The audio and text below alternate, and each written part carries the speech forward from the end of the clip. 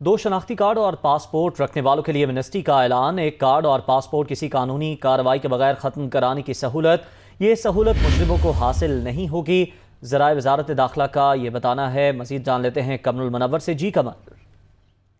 जी, वजारत दाखिला ने काबीना की मंजूरी के बाद ये एमनेस्टी जो है ये दी है, जिसमें ये कहा गया है कि 38,000 ऐसे पाकिस्तानी शहरी हैं। उन्होंने या तो दो शनाख्ती कार्ड बना रखे हैं और उन्हीं दो शनाख्ती कार्ड पे दो पासपोर्ट जो हैं वो उनको जारी हुए, जिस पर दोनों पर सिटीजन नंबर जो हैं वो अलग अलग जारी किए गए थे।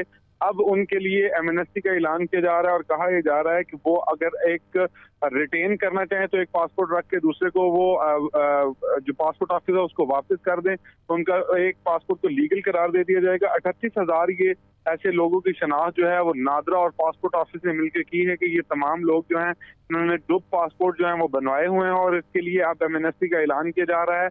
31 तारीख तक जो है वो अगर अपने पासपोर्ट जो है वो वापस करवा देते हैं तो उसके बाद उन लोगों को एक ठीक है, पासपोर्ट रखने एमनेस्टी की स्कीम इजाजत। का ऐलान किया जा रहा है। शुक्रिया कमर।